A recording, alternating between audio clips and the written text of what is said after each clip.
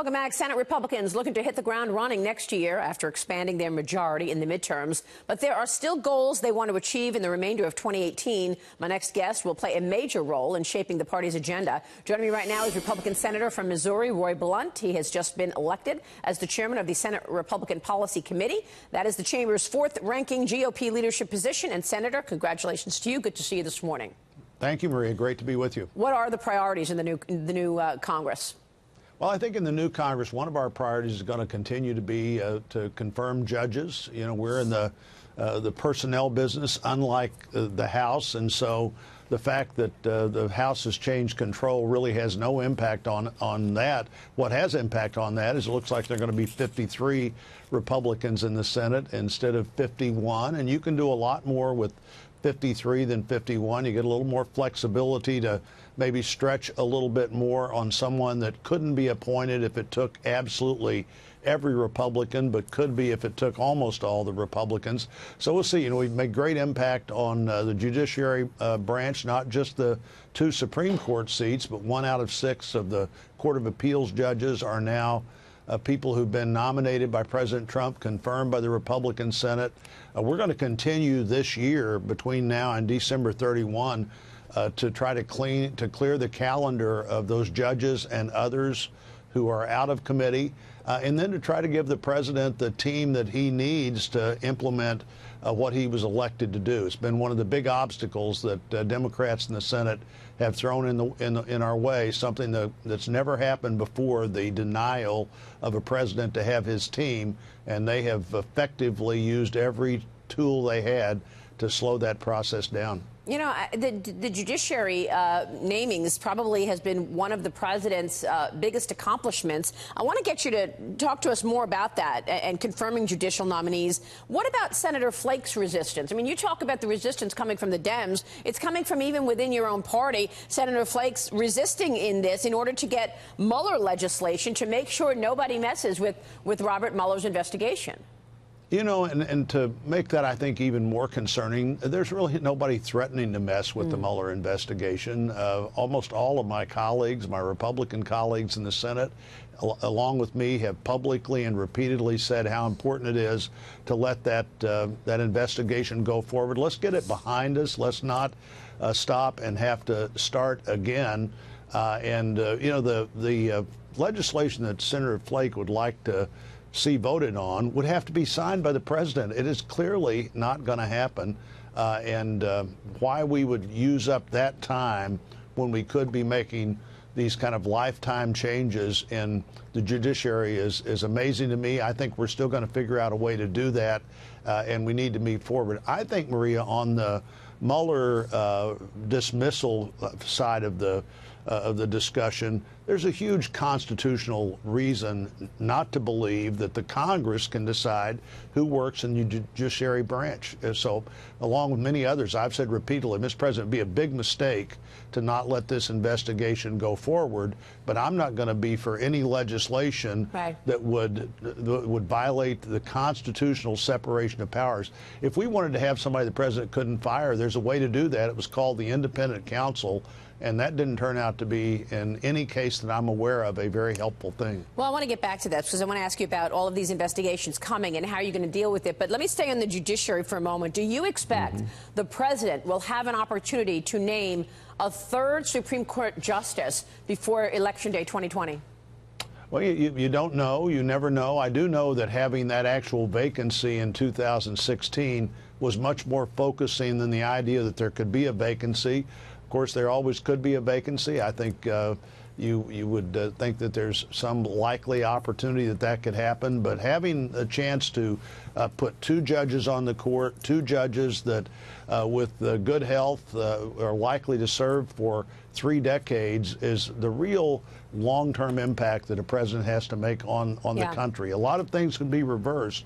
Who you put on the court that can serve that has a lifetime appointment can make a big difference for decades after you leave the White House or decades after you leave the Senate. This is now clearly, this is important who's in the Senate, who controls the Senate, as who controls the White House. Senator, stay with us. I want to ask you about 2020 coming up and whether or not the president's tone may change going into the new election. We'll be right back with more from Senator Roy Blunt.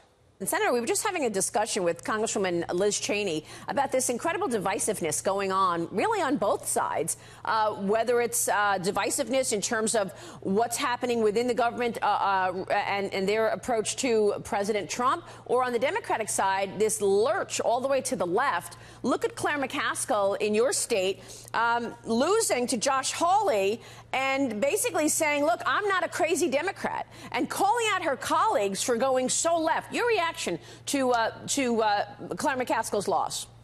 Well, in a state like ours, where I think voters have gotten more conservative as a group over time, but still a lot of voters in the middle, I think Claire's message was pretty important for our voters to hear, but it was with the backdrop of a state where the president is probably as popular as he is anywhere. His approval ratings much higher in Missouri on Election Day this time than they were when he was elected president in 2016. And his efforts for Attorney General Hawley, his efforts in Senate races around the country exceeded anything that I think any president has ever done as a campaigner for a ticket that their name was not on. And it made a difference in Missouri. It made a difference in these other states as well. It's one of the reasons that while we lost seats in the House, our margin in the Senate is going to go up, and that gives us some ability in the Senate that we wouldn't have had otherwise to do things that let the president have the team he needs to put his agenda in place. Do you expect the president's tone to change or shift in any way? I really don't. I really don't. I think the American people got exactly the person they elected as President of the United States. I think that's going to continue. I think, Maria, what Democrats in the House are going to find surprising, and probably a lot of people in the media are going to find surprising, is while the other people who've been president would hate the idea of investigations. I'm sure the president would rather have a Republican House, but I think he will vigorously engage in a public way in these investigations if Democrats try to pursue them.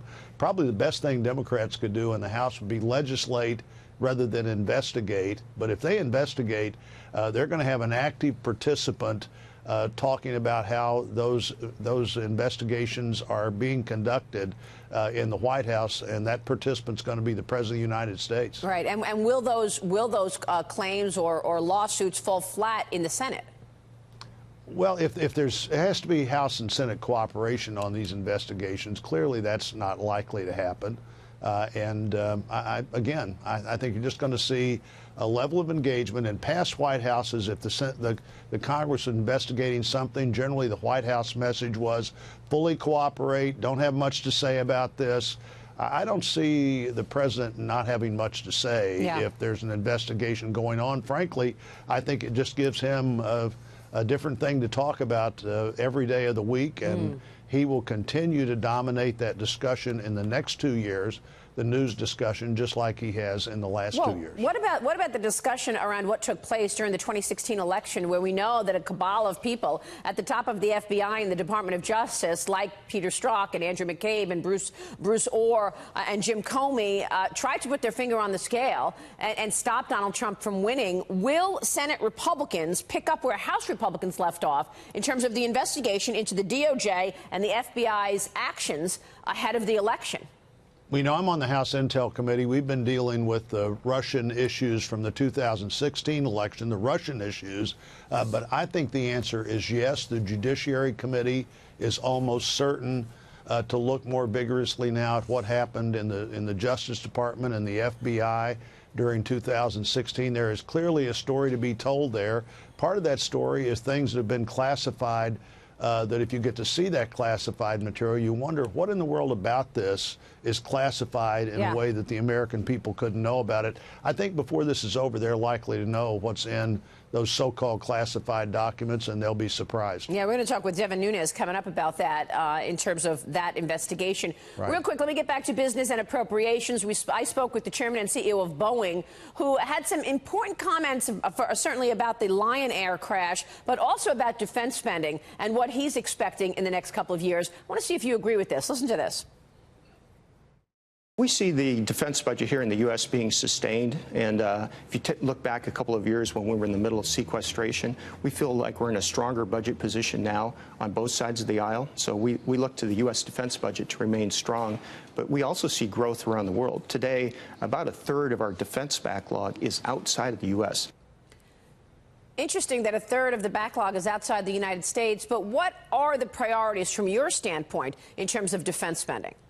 We know the headquarters for the Boeing defense operations in St. Louis. We're proud of the workers there and proud of what happens there in our state and in our neighboring states. Certainly, we do see more of a commitment to long-term planning in terms of defense, where you not only have some orders for this year, but also orders in future years, so you can keep that line open in a more efficient way. We got way behind in the previous decade, the Obama decade, in our defense capacity. It's showing, and everybody who understands the military knows we've got some significant catching up to do, and I think we began that in a significant way this year, but we are committed to maintain that as a Senate and I believe as a country, and look forward to the importance of doing that, and also being sure that we're doing what we need to have the kind of investments to protect the military advantage we have. What the Chinese particularly are doing with their efforts to try to get inside our systems more effectively than we can defend our systems would lose our significant military advantage if we let that happen, and we can't let it happen. Again, we never want Americans to be in a fair fight. We want them to be in an unfair fight with every advantage on their side, and what we do in the next couple of years is likely to determine whether that continues to be the case or not. Yeah, important story in the LA Times today titled, "China has taken the gloves off in its thefts of U.S. technology secrets." And that's impacting the military as well. We're going to get into that coming up next with Devin Nunes. But real quick on that, do you think China's behavior is going to change anytime soon? I have no reason to believe it's going to change anytime soon. And where the president's talked about our trade relationship with China generally, also that discussion goes into what's happening with the military, what's happened with the military, where all of our investment in technology, all our investment in new defense systems has in so many cases been stolen by the Chinese, and then they take their money and try to build on top of what we've already done to figure out how to impact in a negative way the advantages we have. Senator, thank you very much for joining us. We appreciate it. Great to be with you.